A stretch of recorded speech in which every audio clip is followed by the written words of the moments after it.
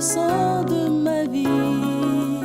Adonai, tu as conquis mon cœur. Adonai, toi le maître éternel. Adonai, tout créé par toi. Le ciel est entre la terre, ton marchepied. Tu tiens bien ce monde dans ta main. Et nous, tes enfants, tu règnes dans nos cœurs. Ô toi le puissant, Adonai.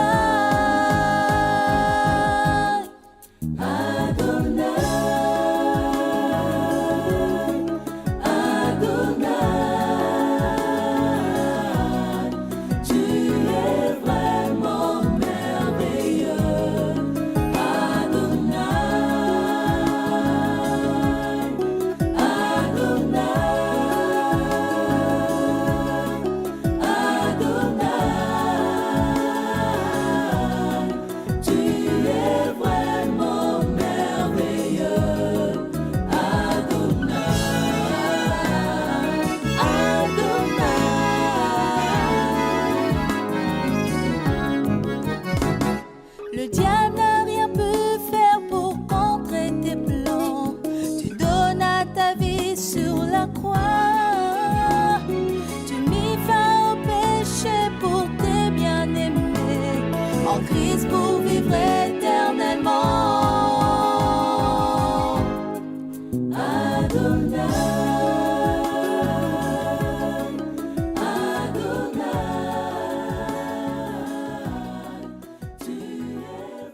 C'est dans le livre de Luc, chapitre 5, versets 1 à 10.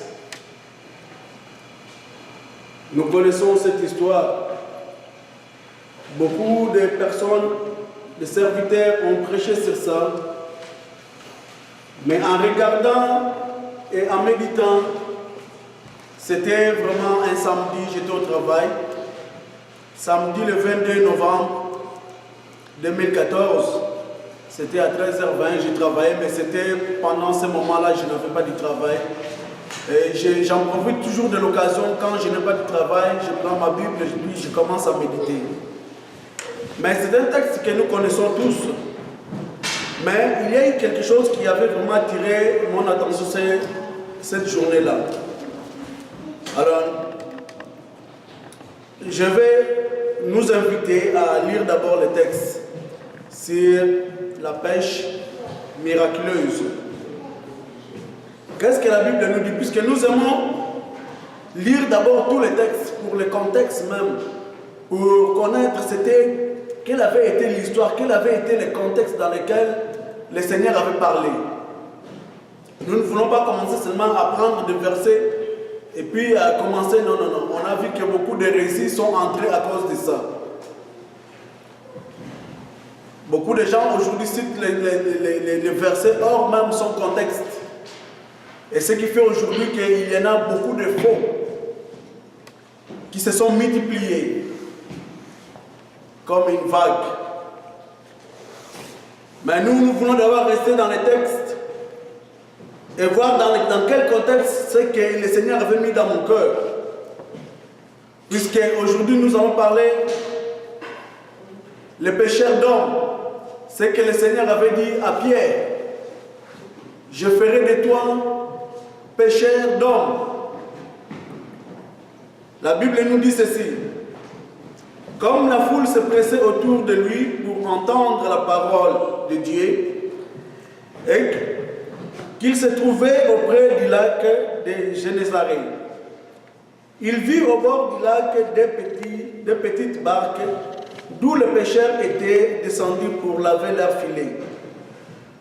Il monta dans l'une de ces barques qui était à Simon et lui demanda de s'éloigner un peu de terre. Puis il s'assit et de la barque il enseignait la foule. Lorsqu'il eut cessé de parler, il dit à Simon, avance en eau profonde et jette vos filets pour pêcher. Simon lui répondit, Maître, nous avons travaillé toute la nuit sans rien prendre. Mais sur ta parole, je jetterai le filet. L'ayant fait, ils prirent une grande quantité de poissons et leur filet s'est rompu. Ils firent signe à leurs compagnons qui étaient dans l'autre barque de venir les aider. Ils vinrent et remplirent les 2 barques, au point qu'elles s'enfonçaient. Quand il vit cela, Simon-Pierre tomba aux genoux de Jésus et dit, « Seigneur, éloigne-toi de moi, parce que je suis un homme pécheur. » Car la frayeur l'avait saisi, lui et tous ceux qui étaient avec lui, à cause de la pêche qu'ils avaient faite. Il en était de même de Jacques et de Jean, fils de Zébédée, les associés de Simon. Et Jésus dit à Simon, « Sois sans crainte, désormais tu seras pécheur d'hommes. » Amen. Amen. Nous connaissons vraiment cette histoire. Certainement, on a entendu beaucoup de prédications sur ces textes. La pêche miraculeuse.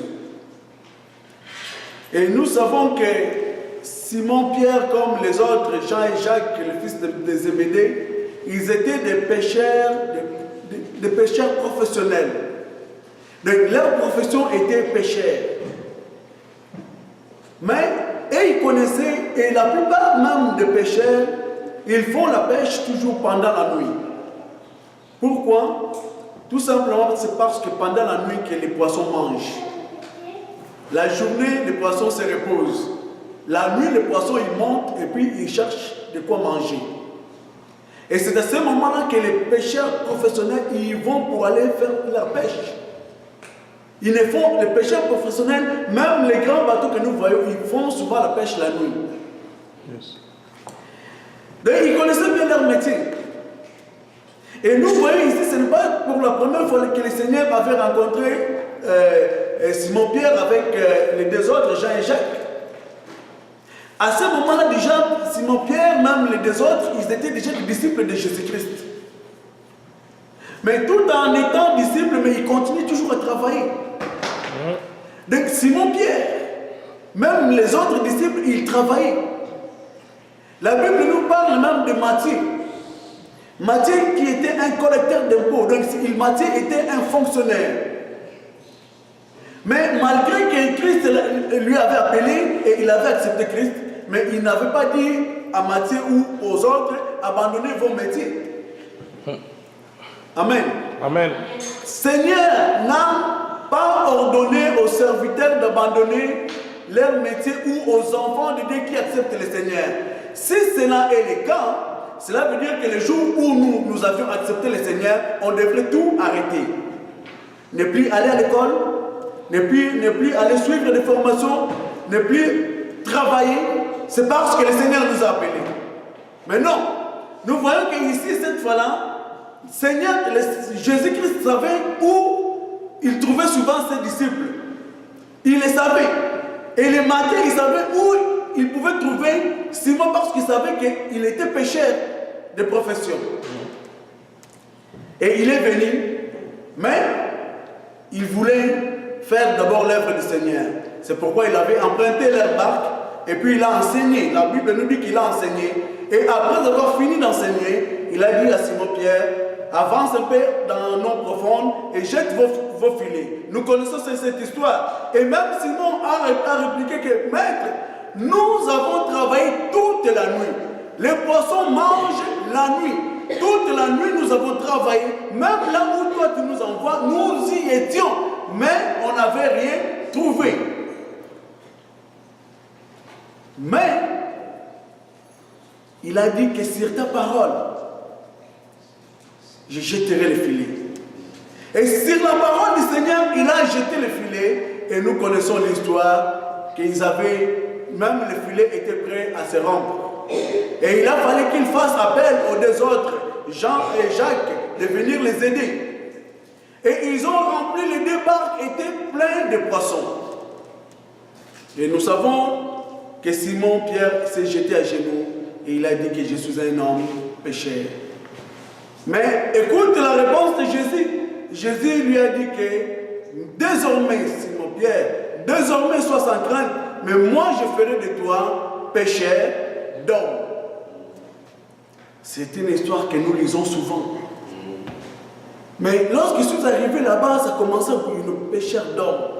Pécheur d'hommes, pécheur d'hommes. En fait, qu'est-ce que le Seigneur voulait dire par là? Le Seigneur, il avait voulu expliquer quelque chose de très profond. Mais bien aimé, c'est pourquoi nous voyons encore des troubles aujourd'hui. C'est parce que cette chose-là, souvent, ne s'est pas encore accomplie dans nos vies. Et même par cette parole-là, aujourd'hui, beaucoup de gens, ils prêchent la parole, ils disent que ne venez pas dans mon aquarium, ou moi, je ne vais pas dans les aquariums des autres pour aller pêcher. De nous voyons même qu'on a transformé même ces versets-là.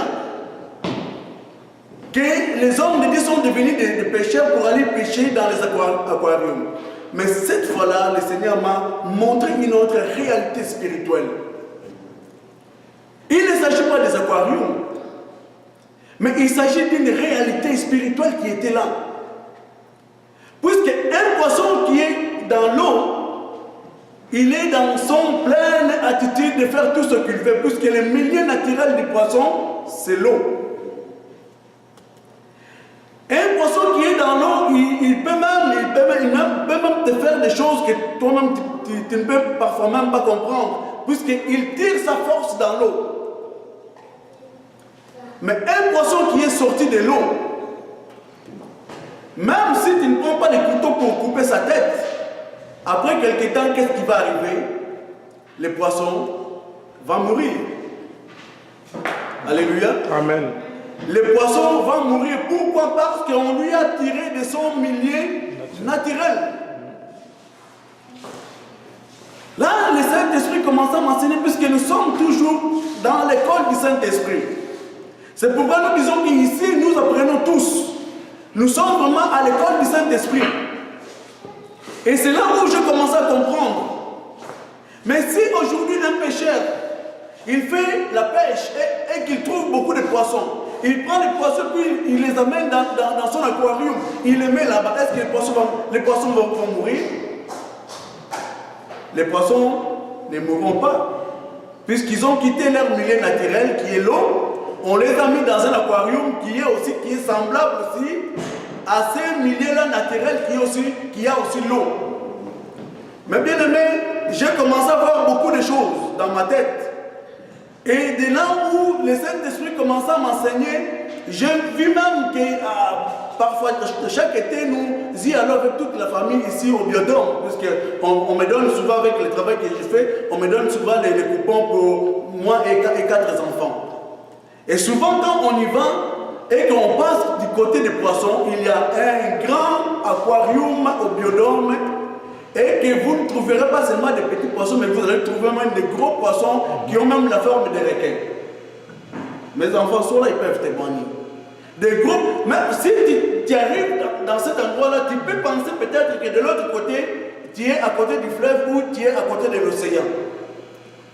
Mais pourtant, non, c'est vraiment au Biodôme, à l'estade olympique. Donc il n'y a pas l'océan à côté, il n'y a pas le fleuve à côté. Mais tu vas voir des gros poissons qui sont même parfois plus gros que moi, qui sont dans cet aquarium-là. Mais parfois même les poissons ils viennent à côté des vitres et puis tu peux les toucher même comme ça. Tu touches les vitres et ils viennent voyez. Mais seulement qu'ils ne peuvent pas sortir. Ils ont créé même la faune dans cet endroit-là. Donc ils ont créé le semblable du milieu naturel du poisson. C'est là où les choses commençaient à s'éclaircir. Mais ces poissons-là, il y en a aussi d'autres qui naissent là-bas et qui grandissent aussi. Mais ils sont restés toujours captifs. Il y a un maître qui les contrôle et il y a un maître qui les nourrisse. Amen. Amen. Ils n'ont pas la nourriture naturelle comme les poissons dans un océan. Ils n'ont pas la nourriture naturelle comme les poissons dans un fleuve, dans une fleuve. Mais tout ce qu'ils mangent, c'est parce qu'il y a quelqu'un qui les contrôle.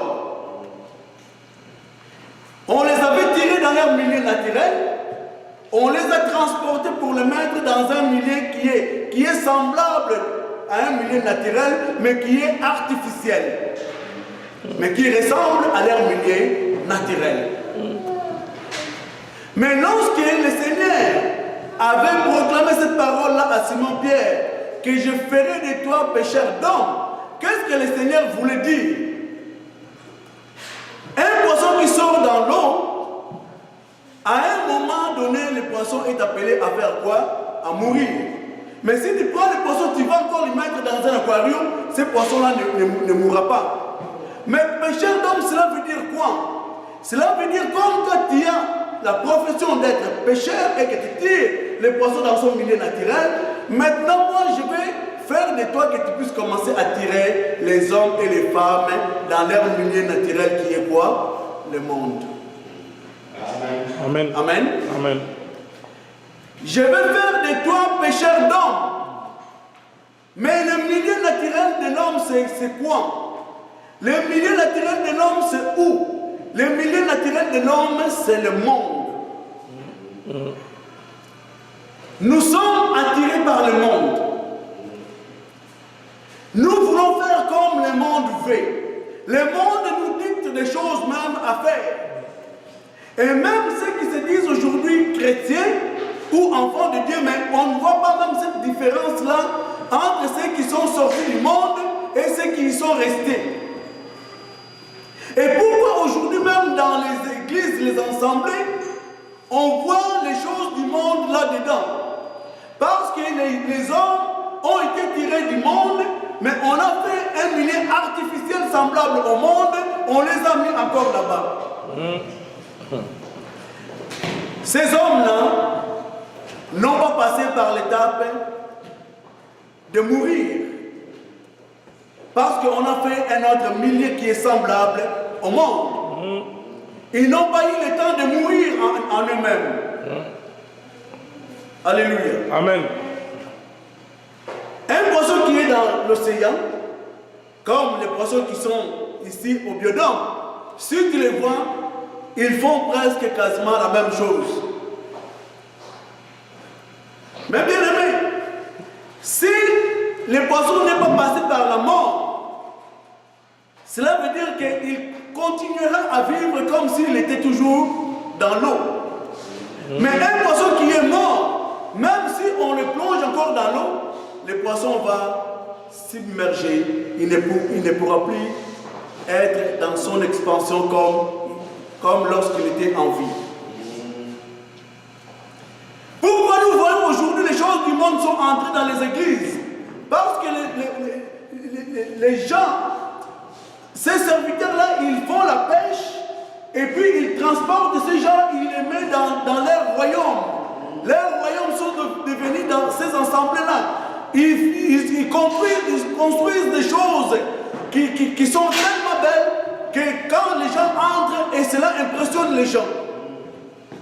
Aujourd'hui, quand vous entendez, vous allez toujours entendre des méga church, méga églises, avec toutes sortes de beautés là-dedans. On ne fait que copier les choses du monde et on ne fait que copier et on construit quelque chose de pareil. Et quand les gens entrent là, il y a quelqu'un qui contrôle. Il y a quelqu'un qui vous prend en contrôle.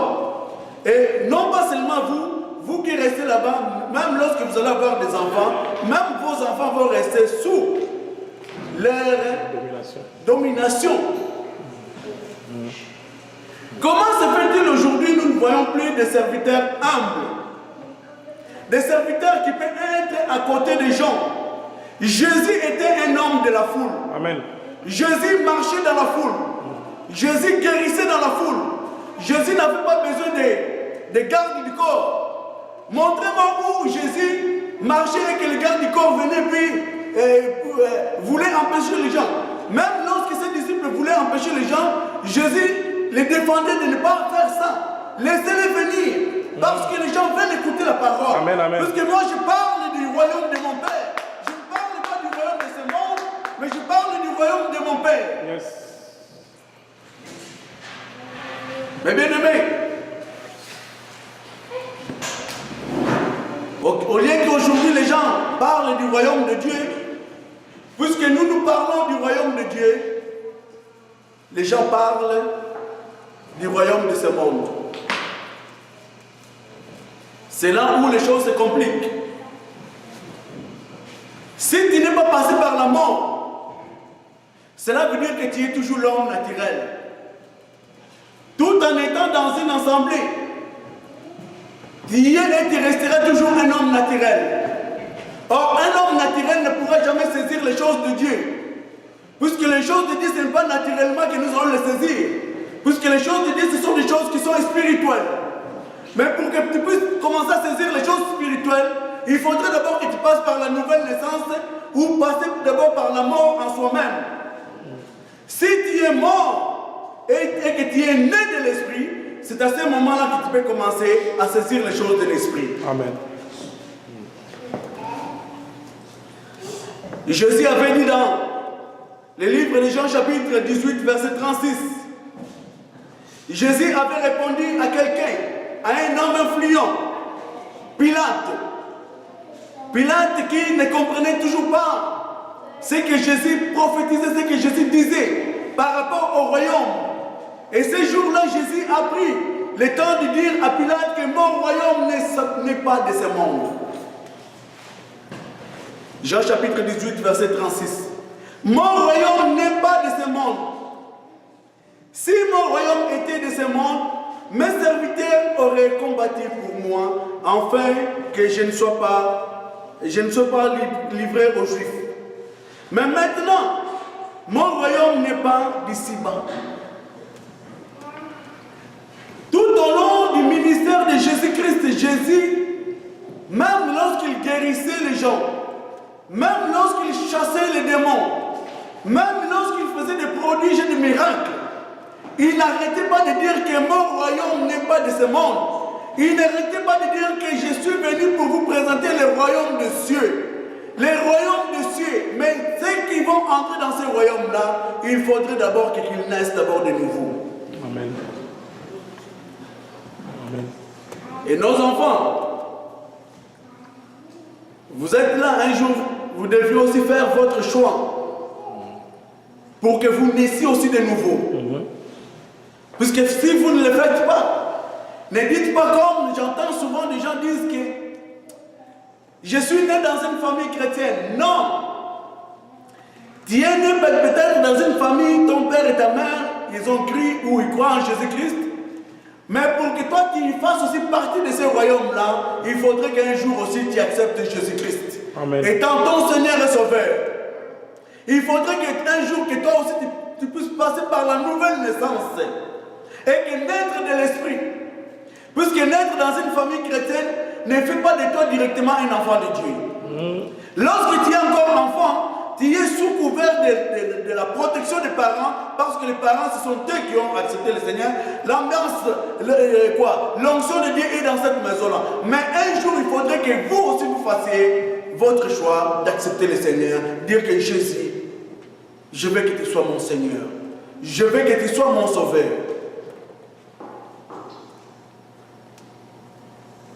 Mais bien aimé, c'est pourquoi nous voyons beaucoup de dérapages dans les ensembles aujourd'hui.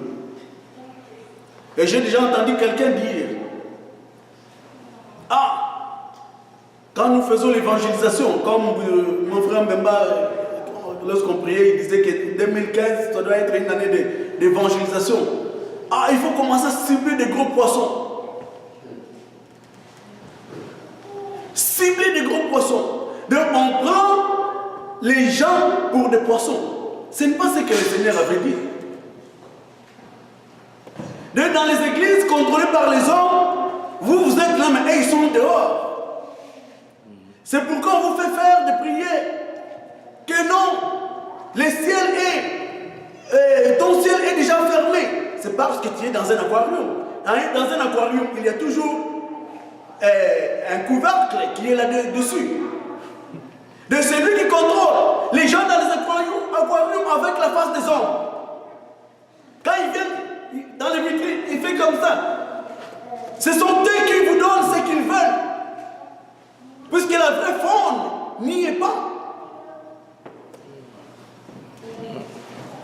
Et ce jour-là, j'avais dit à ces frères-là, frère, ce n'est pas ce que le Seigneur avait dit. Puisque les hommes ne sont pas des poissons. Dieu a créé l'homme à son image. Dieu n'a pas créé les poissons à son image. Mais si tu commences à dire qu'il faut commencer à cibler des gros poissons, tu ne vois pas que tu commences à ingérer les gens. Mais bien aimé, Jésus, tout au long de son ministère, il a insisté et insisté. Dans le livre de Matthieu chapitre 4, versets 8 et 9, le diable lui a présenté quelque chose. Puisque le monde que nous voyons, c'est un monde qui nous attire toujours. Mais à tout moment, Jésus disait qu'il n'aimait pas le monde. Je ne suis pas du monde. C'est ça. Qu'est-ce qui était arrivé ce jour-là? Proposition du diable. Aujourd'hui, il y en a beaucoup de gens qui font les compromis avec le diable. Matthieu chapitre 4, versets 8 et 9. Le diable les transportant encore sur une montagne très haute, lui montra tous les royaumes du monde. Lui montra tous les royaumes du monde et leur gloire.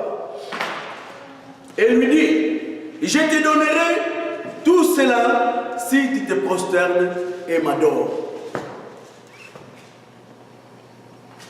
Pourquoi aujourd'hui on ne voit plus la puissance de Dieu dans nos assemblées? Si nous sommes vraiment les enfants de Dieu, il faudra aussi un moment que nous puissions commencer à vivre la vraie puissance de Dieu dans nos assemblées. Il faudra aussi un moment que nous puissions commencer à vivre la puissance de Dieu dans nos vies personnelles, dans nos maisons. Mais pourquoi nous ne voyons pas cela? Parce que quelque part, il y a toujours un compromis. La Bible nous dit que Dieu, Jésus dirait que moi, je ne permettrai jamais qu'un seul de tes cheveux puisse tomber sans que moi je le permette. Sans que je ne le permette. La Bible nous dit toujours que nous sommes entre les mains du Seigneur. Mais si nous sommes entre les mains du Seigneur, qui va nous ravir entre les mains du Seigneur? Mais bien aimé, aujourd'hui il y a tout le temps de propositions. Le diable veut compromettre notre salut en nous proposant toujours les choses du monde. Le diable nous montre toujours les choses du monde. Et quelque part même on nous dit, si tu es un enfant de Dieu, pourquoi tu es toujours malade? Si tu es un enfant de Dieu, pourquoi tu n'as pas ceci ou cela? Si tu es un enfant de Dieu, pourquoi tu n'accèdes pas à des grands postes? Si tu es un enfant de Dieu, pourquoi tu n'as pas ceci ou tu n'as pas cela? Et parfois tu es tout seul, mais le diable t'entend sa voix. Et c'est de là où parfois les gens font les compromis. C'est là où parfois même les gens, leur foi se déface. Ah, si vraiment j'étais un enfant de Dieu, pourquoi je continue toujours à souffrir comme ça? Nous sommes sortis du monde. N'oublions pas cela. Cela veut dire que bien que nous sommes morts pour le monde, mais le monde continue toujours à nous réclamer.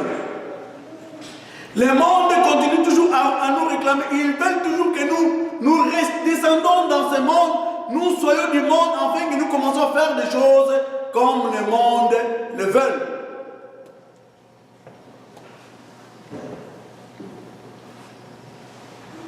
Mais bien aimé, il y aura toujours des propositions.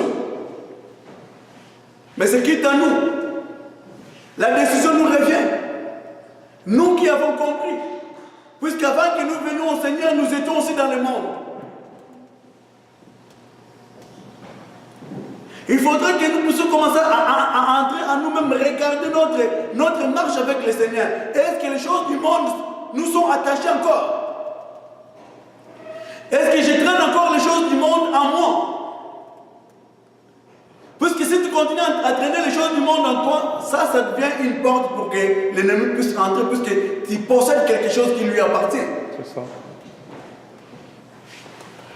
Jésus avait dit dans le livre de Jean chapitre 15, 18 à 19, si le monde a de la haine pour vous, sachez qu'il m'a haï avant vous. Si vous étiez du monde, le monde aimerait ce qui est à lui. Mais parce que vous n'êtes pas du monde, et que je vous ai choisi du milieu du monde, à cause de cela, le monde a de la haine pour vous. Pourquoi parfois tu arrives quelque part, les gens commencent à avoir du mal même à te parler? Pourquoi quand tu arrives quelque part, tu commences à parler des choses de Dieu, les gens ne veulent même pas, ils voient comme une condamnation. Mais bien aimé, partout où Jésus marchait, même les démons reconnaissaient l'autorité qui était en lui. Amen. Les démons ont dit même que fils de Dieu, pourquoi tu es venu nous tourmenter avant le temps? Les diables savent même qu'on lui a donné un temps. Yes. Mais nous qui sommes enfants de Dieu, nous oublions toutes ces choses-là. Nous voulons toujours continuer à jouer avec nos vies ou à commencer à faire des compromis avec le monde. Je crois que c'est le dernier dimanche pour cette année 2014. Bientôt là, si Dieu le permet, nous allons entrer en 2015. Mais regardons en nous-mêmes. Qu'est-ce que nous avions fait? Où nous avions dit ce qui était contraire à la parole de Dieu, ce qui n'avait pas plu au Seigneur. Puisque si tu regardes encore même par l'aide du Saint-Esprit et l'aide de la parole, c'est là où tu es appelé à t'améliorer et aller encore plus loin avec ton Seigneur, avec ton Dieu. Les bien-aimés, Jean chapitre 17, verset 15 à 16. La prière que Jésus avait faite, la prière sacerdotale, puisque la prière qui est dans le livre de Matthieu, de la prière de notre Père, ça ce n'est pas Jésus. Jésus ne priait pas, Jésus avait enseigné. Il avait dit, si vous priez, voici comment est-ce que vous devriez prier. Mais la prière sacerdotale, c'est la prière que Jésus avait faite pour son corps qui est l'Église. Jean chapitre 17, verset 15 à 16. Jésus dira, je ne te prie pas pour les ôter du monde, mais de les garder du malin. Jésus prie, il dit, Père, je ne te prie pas pour les ôter du monde, mais je te prie pour les garder du malin. Parce que depuis que nous avions choisi Jésus, depuis que nous avions choisi de quitter le monde et de vivre pour Jésus, depuis ce jour-là, nous sommes en guerre et cette guerre-là est permanente contre le diable. Vous savez, le jour où Jésus était né, Hérode avait envoyé même des espions. Le jour où Jésus était né, la guerre avait commencé. Et le jour où tu avais accepté le Seigneur, la guerre aussi a commencé aussi depuis ce jour-là. Et regardez, même ta vie n'était pas... Parfois tu faisais des choses qui étaient... C'était vraiment facile.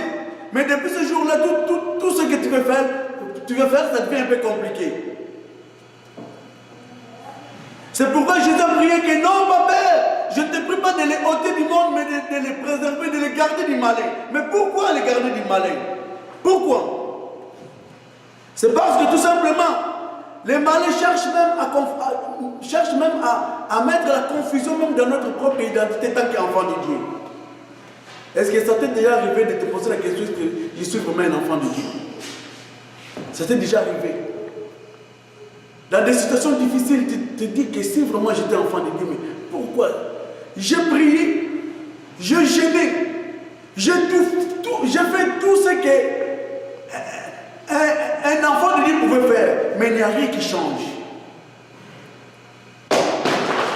Et c'est là où le diable parfois, il vient et puis il commence à te parler.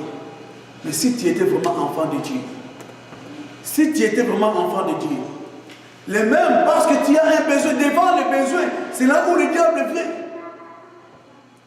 Jésus un jour avait fait, dans le désert, le diable est venu et il lui a posé la question, si tu es le Fils de Dieu.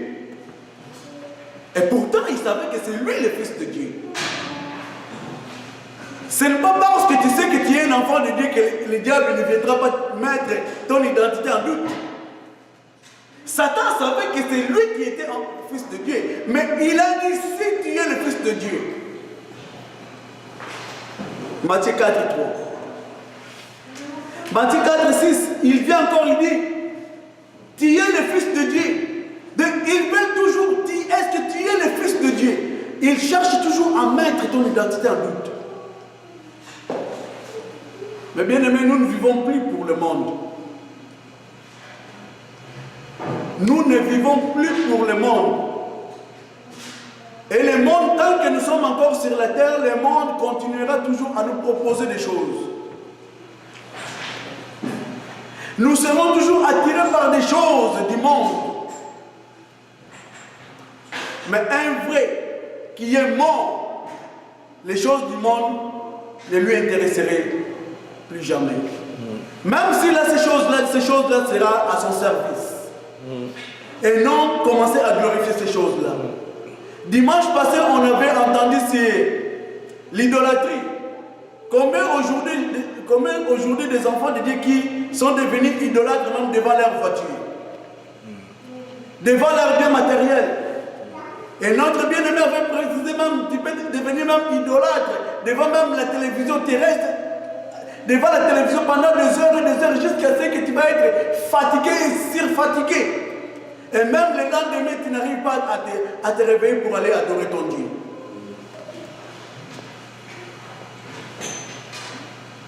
Amen. Amen. Amen. Amen. Vous savez, mes bien-aimés, même le matin, comme nous sommes là, nous venons faire un culte, mais le culte, nous appelons cela le culte d'adoration. Nous venons pour adorer notre Dieu. Nous venons pour louer notre Dieu. Et à la fin, le Seigneur nous donne sa parole. Mais quand nous venons pour lui, et rien que pour lui seul.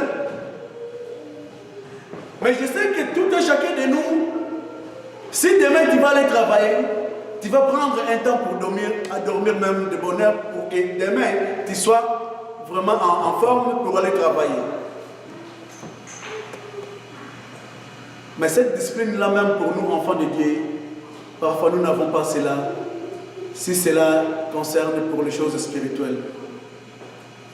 Tu sais que tu vas venir adorer, mais parfois tu vas rester devant la télévision jusqu'à 3 h du matin. Et même parfois jusqu'à 5 h du matin. Et le matin, tu as du mal pour te réveiller et pour aller adorer. Mais s'il s'agissait de ton travail pour aller au travail, tu allais prendre le temps. Tu allais prendre le temps, non, il faut que je dorme de bonne heure parce que demain, j'irai au travail. Donc cela veut dire pour aller au travail, tu prends le temps de te préparer. Mais ça devait être aussi ainsi quand on veut venir adorer notre Dieu. Non pas seulement quand nous entrons ici, mais la préparation doit commencer même c'est chaque jour, parce que nous voulons lui rendre un culte qui est de bonne odeur.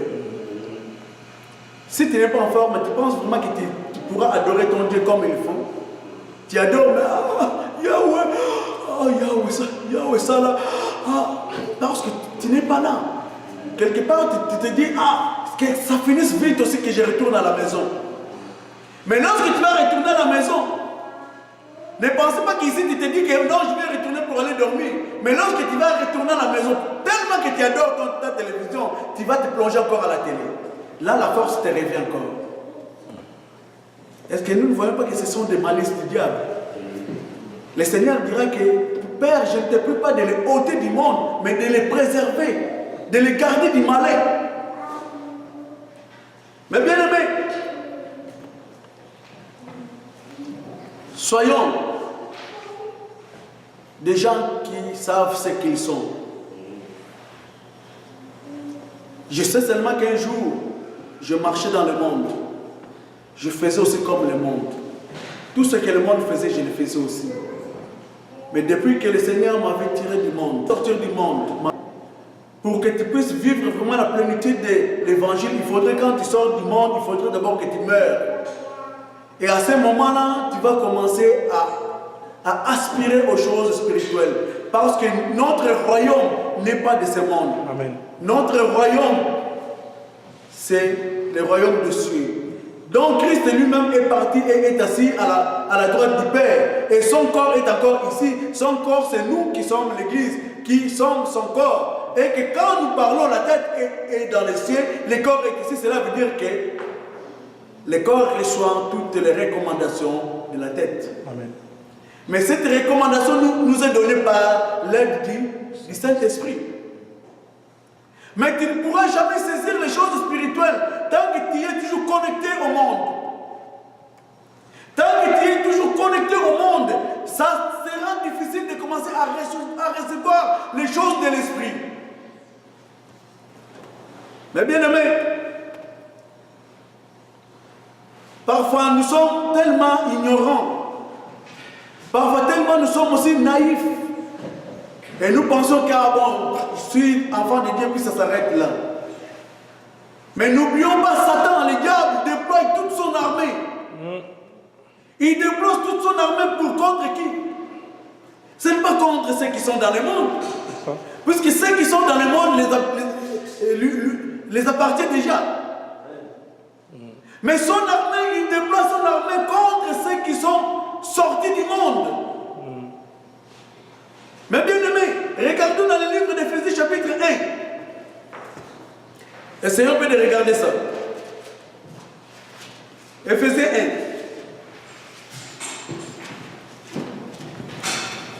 1. Éphésiens chapitre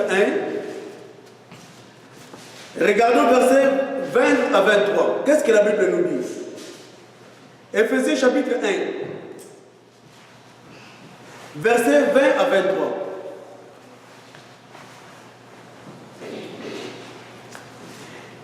Il a mis en action dans le Christ, en le ressuscitant d'entre les morts et en le faisant asseoir à sa droite dans les lieux célestes, au-dessus de toute principauté, autorité, souveraineté, au-dessus de tout nom qui peut se nommer non seulement dans les siècles présents, mais encore dans les siècles à venir. Il a tout mis sous ses pieds et l'a donné pour chef suprême à l'Église, qui est son corps, la plénitude de celui qui remplit tout en tous. Mais regardez ici, verset 21, au-dessus de toute principauté. Dans l'armée du diable, il y a les principautés, les forces qui agissent.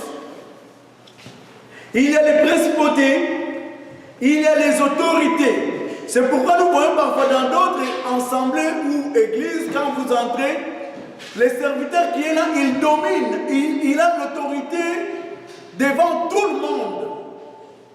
Mais comment est-ce que toi tu peux avoir l'autorité sur moi si toi et moi nous sommes frères? Même pour que j'aille auprès de lui, il faudrait que j'ai au moins une audience. Je ne peux pas m'approcher seulement comme ça.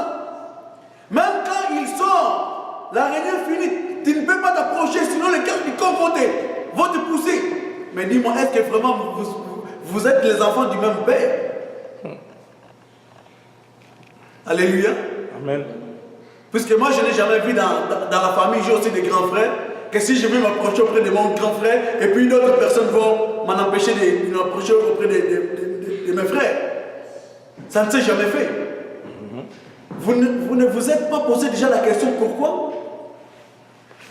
C'est parce qu'ils agissent sous l'influence de la puissance du diable. C'est ça. Autorité. Et qu'est-ce qu'on nous dit encore, à part l'autorité? Il y a aussi la puissance, la souveraineté. Donc, vous voyez, il y a toujours comme des grades. Ça, c'est l'armée du diable. Et même dans le livre d'Éphésiens, on continue toujours à citer ces choses-là. Éphésiens chapitre 6, verset 10 à 18. Éphésiens 6. La Bible nous dit ceci. Au reste, fortifiez-vous dans le Seigneur et par sa force souveraine. Revêtez-vous de toutes les armes de Dieu afin de pouvoir tenir ferme contre les manœuvres du diable. Si tu veux tenir ferme, il faudrait d'abord que tu te revêtes de toutes les armes de Dieu. Si tu n'es pas revêtu de toutes les armes de Dieu, tu peux commencer pour crier que je suis un enfant de Dieu, je suis un enfant de Dieu, mais ta foi va être défaite un jour. Car vous n'avez pas à lutter contre la chair et le sang, mais contre les principautés. Vous n'avez pas à lutter contre la chair et le sang. Ce n'est pas parce que peut-être tu as une bonne taille que tu vas commencer à dire que je vais commencer à combattre. Non, il ne s'agit pas de choses physiques. Il ne s'agit pas de combats physiques, mais il s'agit de choses spirituelles. C'est spirituel, c'est là où il y a les grands combats. Amen.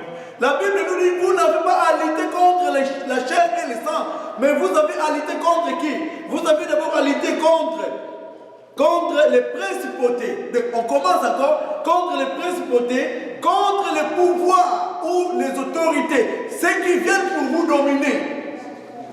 Un serviteur qui est là pour dominer les membres de l'Assemblée, c'est un serviteur du diable. Amen.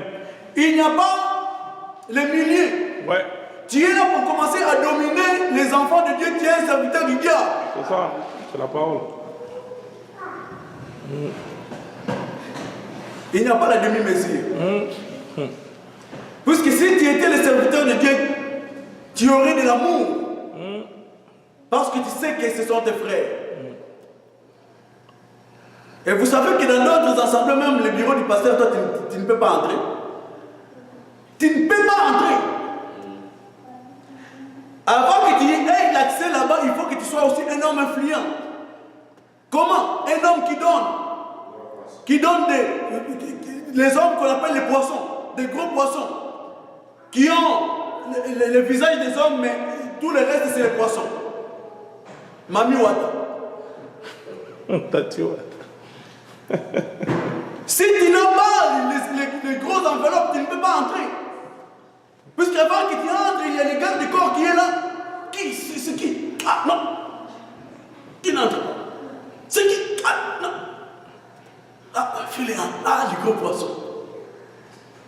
La face de l'homme, mais le corps d'un poisson. Tati Wata.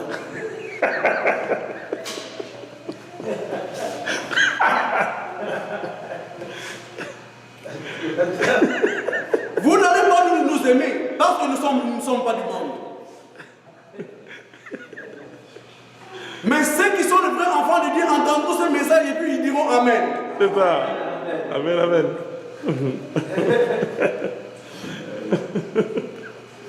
Les pouvoirs, vous avez à lutter contre les dominateurs. Ils viennent pour vous dominer, ils vont vous dominer. Ils vont dominer vos femmes, ils vont dominer vos enfants. Leurs enfants vont commencer à dominer sur vos enfants.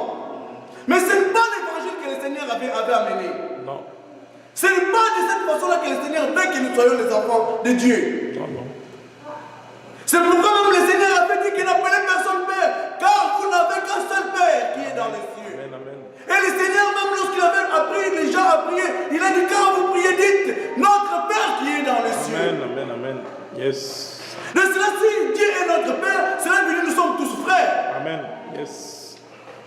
Mais pourquoi tu veux commencer à dominer sur nous? Même devant nos propres enfants. Écoutez, même devant nos propres enfants, j'ai des enfants qui sont là, bénis d'œuvres divines et d'estime. Je n'ai pas à dominer sur eux. Amen. Amen. Je n'ai pas à dominer sur eux. C'est que j'ai seulement à les aimer et à les conduire dans la voie du Seigneur. À leur donner l'éducation qu'il faut. Mais je ne peux pas avoir la domination sur eux. Combien des enfants aujourd'hui, si leur papa entre, tous les enfants se dispersent. Ils entrent dans leur chambre. Et ils ont même donné un nom de surnom à leur papa. Lion. Django. Django. Et Scorpion. Chérif. De ce papa, et quand à côté est Scorpion. Ah, le Scorpion est là. Mais il faut que quand tu entres, les enfants vont courir vers toi. Jésus avait dit que même brebis entendent ma voix et qu'ils viennent vers leur maître. Mais nous n'avons pas à lutter contre toutes ces choses-là. Les dominateurs du ténèbre d'ici-bas, contre les esprits du mal dans les lieux célestes, les esprits Kindoki. Parce qu'il y en a beaucoup contre les esprits du mal. Et ces esprits-là, ce sont les esprits qui agissent aujourd'hui dans les assemblées. Si, si. Et un serviteur sorcier sont connectés avec ces gens-là, sorciers. Et ils vont commencer à les placer dans les places stratégiques. Quand vous entrez même dans les portes, vous êtes déjà dominés. Les esprits du mal, quand ils vous parlent, ils vous font montrer leurs dents, mais ce sont les dents des requins. Ils font semblant de vous aimer. Mais dans leur cœur, ils vous haïssent. Puisqu'un vrai enfant de Dieu, dont vous n'appartenez pas au même royaume, oui, ils vont faire semblant de vous aimer. Mais tant qu'ils savent leur condamnation est déjà là, cet homme-là ne pourra jamais t'aimer. C'est pourquoi il vous faut porter des poids lourds sur votre tête. Faites ceci, faites cela, réunion sur réunion, à tel point que même les familles n'ont plus le temps de rester chez eux et dans le couple, et puis commencer à prendre même certaines décisions, même avoir du bon temps dans les couples. Quand ils savent que les jours fériés, tel jour, ça va être le jour de l'indépendance, ils vont proclamer une réunion, afin que vous n'ayez toujours pas le temps de vous réjouir dans votre famille. Et vous savez c'est quelle technique ça? Ça n'a pas commencé aujourd'hui cette technique. C'est une technique diabolique, une technique pharaonique. C'est une technique pharaonique. Comme les enfants de Dieu avaient toujours le temps, le peuple de Dieu en Israël, le temps d'aller chercher leur Dieu, Pharaon a dit parce que comblez-les de quoi? Des corvées, des tâches lourdes. Parce que lorsqu'ils vont commencer à retourner chez eux, fatigués, ils n'auront plus le temps d'implorer leur Dieu. Vous voyez? D'autres malices, c'est les diables, d'autres, c'est nous-mêmes. Nous restons devant la télé pendant des heures. Mais d'autres, tu es complètement église, activité sur activité, activité sur activité, activité sur activité. Quand tu retournes chez toi, tu n'as même plus le temps de prier, d'avoir la vie de prière personnelle. Contre les esprits du mal dans les lieux célestes. Mais bien aimés, c'est aujourd'hui nous sommes appelés à nous réveiller. Entrons en 2015 avec force, ayant en nous cet aspect-là, qu'il s'agit de notre vie avec le Seigneur. Nous ne pouvons pas être efficaces si nous n'avons pas pris la décision d'être vraiment vrais devant le Seigneur. Quittons le monde, puisque le monde ne nous appartient pas. Le monde appartient au diable. La Bible nous dit que le prince de ce monde, c'est le diable. Ceux qui sont attachés aux choses du monde, le diable finira toujours par les attirer en bas. Mais bien aimés, le temps c'est aujourd'hui. C'est pourquoi la Bible nous dit de nous revêtir de toutes les armes de Dieu. Quelles sont ces armes? Les armes de Dieu, c'est d'abord la parole. Les armes de Dieu, c'est la prière. Les armes de Dieu, c'est la louange. Les armes de Dieu, c'est l'amour les uns envers les autres. Les armes de Dieu, revêtons-nous de toutes ces armes-là. Puisque la Bible nous dit qu'il rôde comme un lion. Il n'est pas lion, mais il prend le visage du lion pour nous faire peur. Mais la Bible nous dit que les lions de la tribu de Judas, c'est qui? C'est Jésus. Amen, amen. De cela veut dire que quand les vrais lions savent que celui qui vient là, c'est un faux lion, qu'est-ce qui va arriver? Ou qui va fuir? Est-ce que c'est le vrai lion qui va fuir ou c'est le faux lion qui va fuir? C'est pourquoi même en prière ici, la Bible nous dit, ils vous feront la guerre, mais ils ne vous vaincront jamais. Ils viendront par un seul chemin, mais ils ne fuiront pas cette chemin. Parce qu'ils sont des faux. Ça, ce sont des promesses de Dieu pour ses enfants. Mais à une condition de ne pas être attaché au monde. C'est ça. Puisque si tu es encore dans le monde, tu es attaché au monde, le monde va réclamer des choses que toi tu portes. C'est ça. Et le monde va réclamer ça d'une façon légale. Mais bien aimés, nous sommes quasiment à la fin. La Bible nous dit dans le livre de 1 Corinthiens chapitre 20 et jusqu'à 31, il nous parle que car puisque le monde avec sa sagesse n'a pas connu Dieu dans la sagesse de Dieu, s'il a plu à Dieu de sauver les croyants par la folie de la prédication. L'arme que nous avons, cette arme-là, on appelle ça la folie de la prédication. Aujourd'hui, nous proclamons le nom de Jésus. Nous prêchons Christ. Nous prêchons Christ. Lui qui avait laissé son trône, il est descendu pour mourir pour ceux qui viendront à lui. La folie de la prédication. Aujourd'hui même, les gens changent. Ils ne veulent plus être des prédicateurs, ils sont devenus des conférenciers. Parce que ça a l'air beau. Ah, si vous arrivez à l'aéroport, on m'a demandé, mais d'où vient tout cet argent? Mais je suis un conférencier. Mais dites, tu es un prédicateur? Dites que tu es un pasteur. C'est pourquoi les gens ne veulent même pas qu'on les appelle pasteurs. Il faut mettre d'abord révérend. Les serviteurs de Dieu ne veulent plus des choses simples, ils veulent des choses compliquées. Ils sont devenus des orgueilleux et remplis en eux-mêmes. Mais bien aimés, ils sont tellement attachés au monde, c'est pourquoi ils ont fait la compromission avec le diable. Combien de serviteurs aujourd'hui qui sont devenus même les agents du Satan? Ils sont entrés dans les sciences occultes. Ils ont tellement cherché la puissance de Dieu. Ils veulent impressionner. Et les gens, ils les acclament. Mais bien aimé, faire tomber les gens, ce n'est pas ça la puissance de Dieu. Tu tombes aujourd'hui, il y en a d'autres qui tombent, tous les jours ils tombent, mais leur vie ne change jamais. Ils sont toujours pareils. C'est le temps que l'Église doit se réveiller. C'est le temps que nous devrions nous réveiller. Le diable a déjà fait tellement de dommages. C'est le temps que les vrais enfants de Dieu, nés de nouveau, nés de l'Esprit, nous sommes appelés à nous réveiller et puis de marcher contre le diable. Puisque la Bible nous dit que quand nous marchons contre le diable est appelé à reculer. Ce n'est pas lui qui peut nous faire fuir, mais c'est nous qui devront nous faire fuir. Pourquoi? Parce que tout simplement que celui qui est en nous est plus fort que celui qui est dans le monde.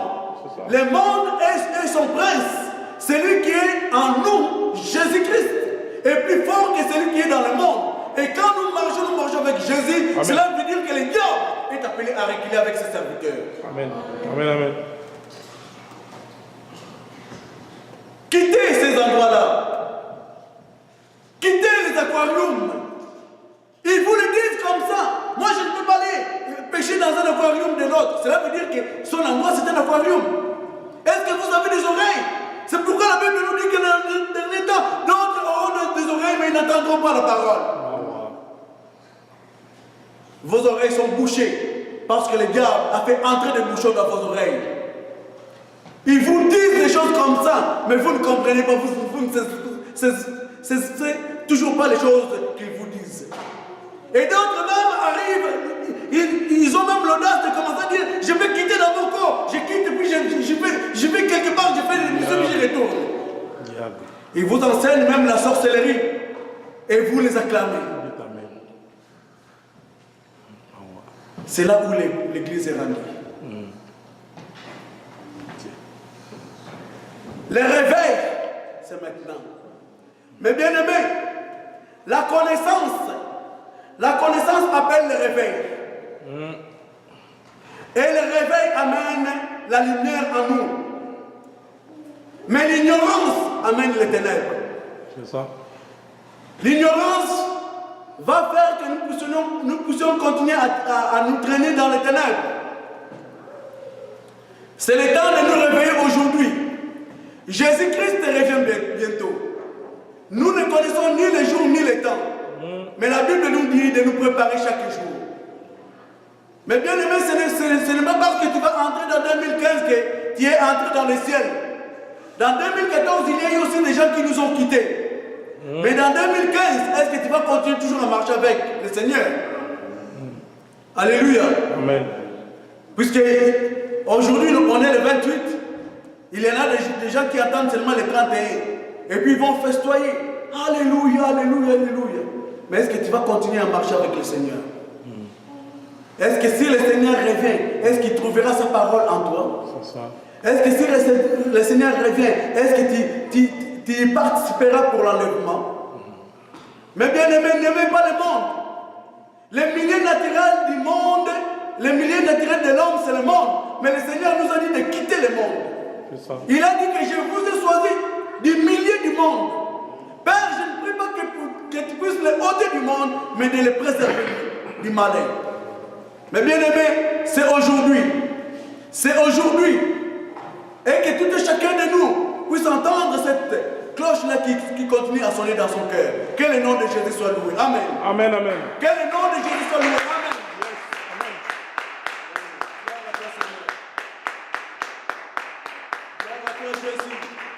Tu es le Dieu de gloire, tu règnes et tu régneras pour toujours et à jamais. Merci Seigneur.